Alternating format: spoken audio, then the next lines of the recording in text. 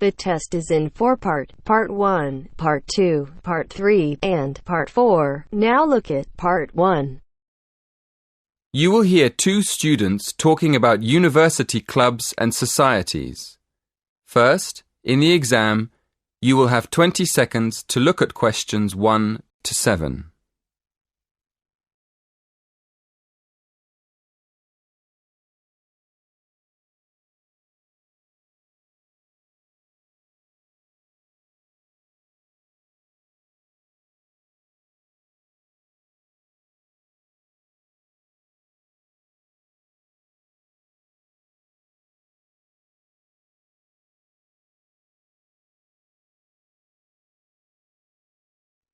Listen carefully and answer questions 1 to 7. Hello, are you the person to ask about joining a club? Yes, I am. What would you like to know? Well, I'm interested in several things, but I'd like to know more about the different clubs and how much they cost. I'm looking for a small club that's not too expensive. OK. Have a look at this table. You can see the names of the clubs, the fees, and the number of members. I'm afraid they aren't in any order. If you look at the top of the list, the first club is table tennis. That's one of our new clubs. Oh, right. So the table tennis club costs £20. That's quite expensive. Yes, it is a bit expensive. The cross-country cycling club is cheaper, though. Membership fees are only £15, but on the other hand, it's got 100 members. The film and drama club costs a lot, doesn't it? Yes, £50 is a lot, and that's probably why it only has 12 members. Is there any other club you think looks interesting? Look at the next one, street dance. Have you ever done any street dance? No, I haven't really. It's the cheapest. It only costs £5.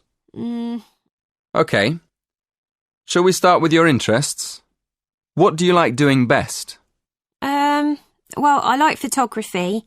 I've got a professional camera, so I take it quite seriously. But I can't really imagine belonging to a club to take photographs. I usually go on long walks on my own and take photos. So I like photography, but I wouldn't want to join a club to do it. OK. So what else do you like doing? Running? Oh no, not running. I like walking, but I hate running. I'm afraid the running club isn't for me, or the cycling club. And film and drama? No, it's far too expensive. But I do like yoga. I've practiced yoga on and off for years. How many members does the yoga club have? It's always a small group. A lot of people sign up at the beginning of term, but they stop going after a few weeks. So they're left with a few regular members every year. That sounds good. I think I'd like to join the yoga club. And what about the contemporary dance club? Is it expensive? Contemporary dance? No, it's not expensive. £10 for the term. Do you like dance? Well, I've never tried contemporary dance, but I do like jazz and tap dance. How often does the group meet? Before you hear the rest of the conversation, in the exam, you will have 20 seconds to look at questions 8 to 10.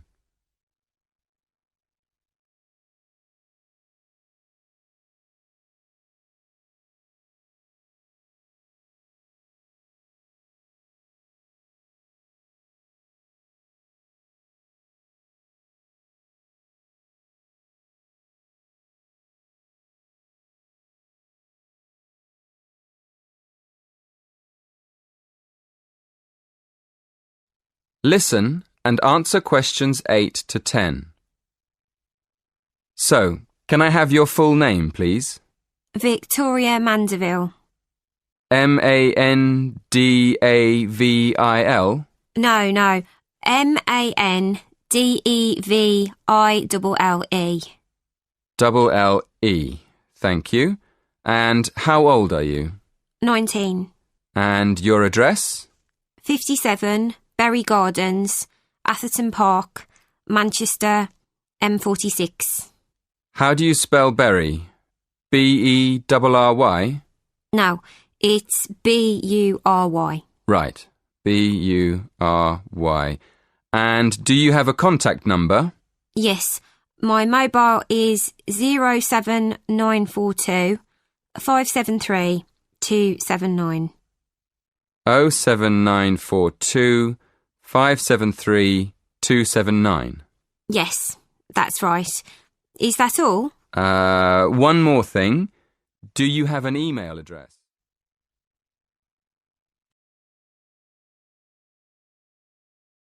That is the end of part 1. You now have half a minute to check your answers.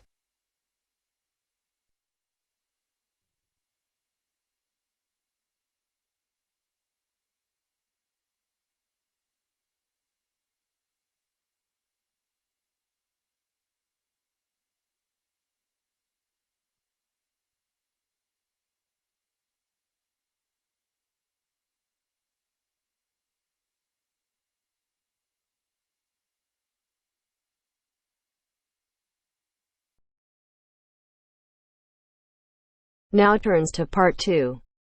Part 2. You will hear a talk about safety in different regions. First, look at questions 11 to 14.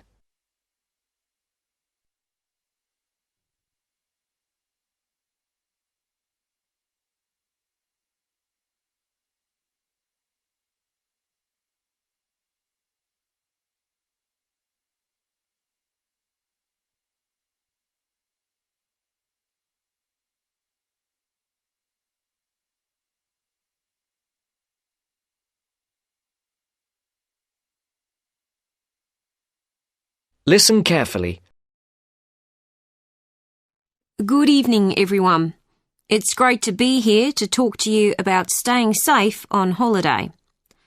Before I came this evening, I did a little research on where students like to go for their holidays and came up with 2 different regions, Latin America and India. So, I've been looking at the crime figures for both areas, and I thought I'd start by talking a bit about that. Then I'll give you some advice about how to avoid becoming a victim of crime. Okay, first of all, let's look at what kinds of crime are committed most in different regions. Okay, I'll start with India. Generally, India isn't thought of as a dangerous place for individuals, but there has been an increase in handbag theft in recent years. So keep an eye on your bag when you're out in the street. Right. Now, let's look at Latin America. Of course, you do realise that not all Latin American countries are the same, but it is true to say that guns are used in a high percentage of crimes across the region. Looking at the figures, it seems that gun crime is a serious problem throughout. Before the broadcast continues, look at questions 15 to 20.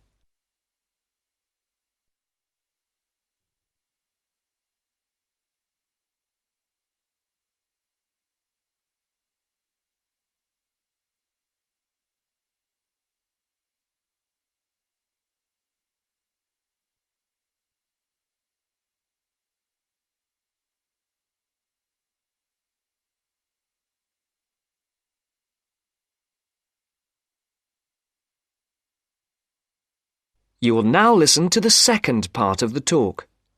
I can see some of you are thinking that it all sounds rather dangerous, but I know lots of people who've been there and had a really great time.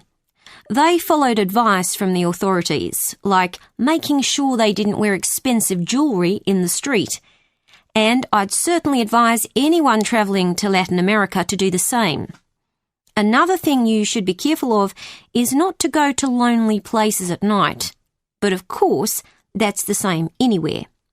But I must say, you do have to be very careful in some parts of Latin America when you take your money out of a cash machine.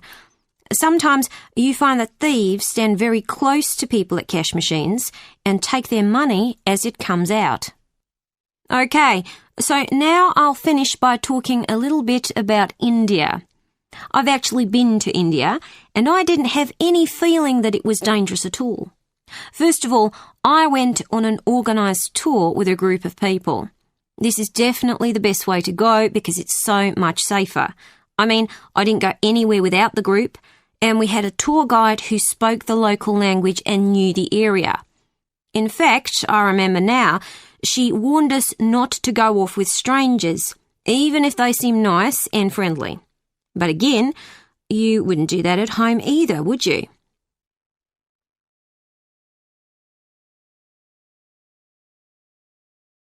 That is the end of part 2. You now have half a minute to check your answers.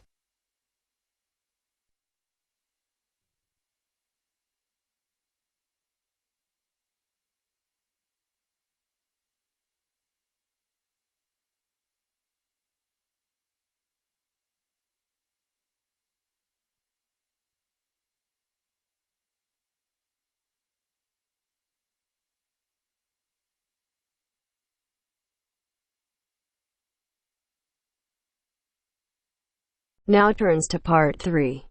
Part 3. You will hear a conversation between two people who are about to share a project at work. First, you have some time to look at questions 21 to 25.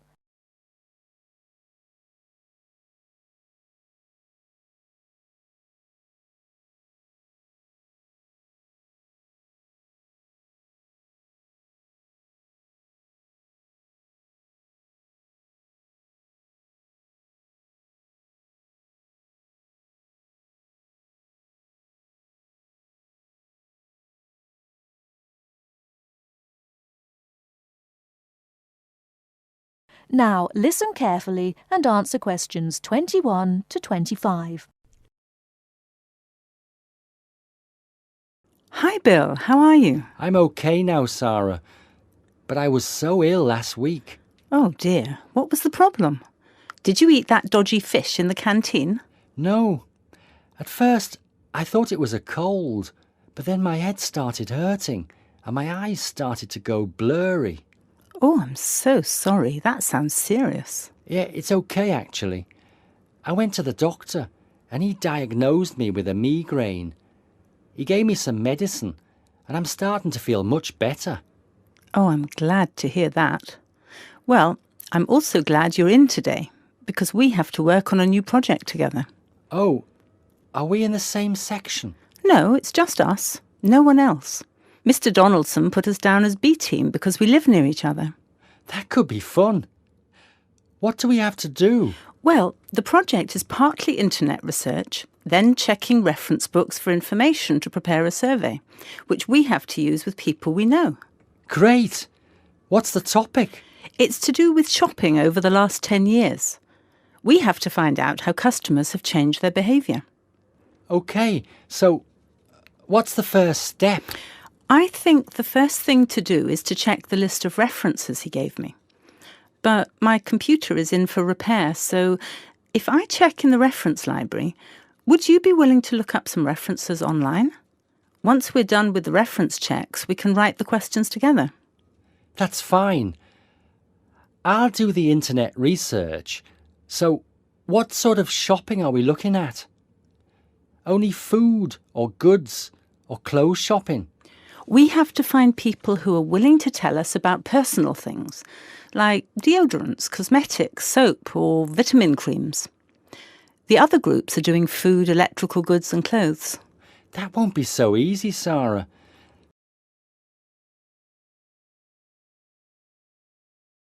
Before you hear the rest of the talk, you have some time to look at questions 26 to 30.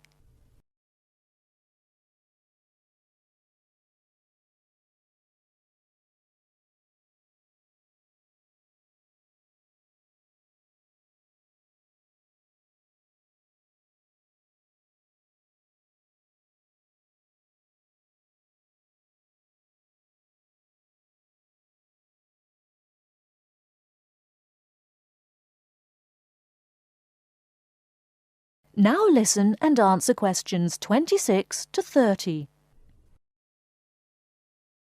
People might think those things are a bit private. Yes, I thought about that. I'll ask the women and you can ask the men. That should work okay. Well, if you think so. Give me the list of references then. Sorry, I left them in my other bag at Joseph's house. I'll get them for you tomorrow. OK. Well then, this afternoon, I think I'll catch up on the notes from last week. Can you help me, or are you busy? I've made you a copy of my notes already to save you time. Here you are. Wow, thanks, Sarah. That's so thoughtful. Well, since there's nothing for us to do right now, shall we go for lunch? Well, actually, I'll have to catch you later. I have to go to a meeting this afternoon. Can I phone you tonight to arrange when to meet? No, sorry. I have a date. Can we meet in the laboratory for the first class tomorrow? I'm not sure because I have to go to the library to collect some books. What about meeting there at lunchtime? Do you mean in the lab? Yes. OK. See you in the laboratory tomorrow at noon then. Sounds like we have a lot of work to do.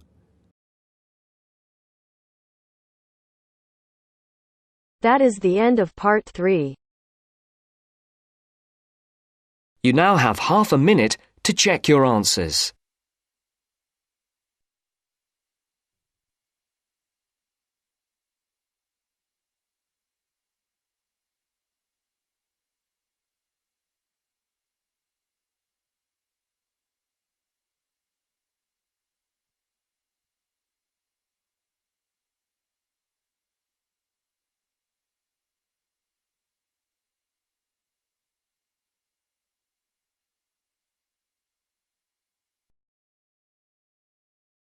Now turns to part 4. Part 4. You will hear an orientation lecture on sports therapy. First, you have some time to look at questions 31 to 40.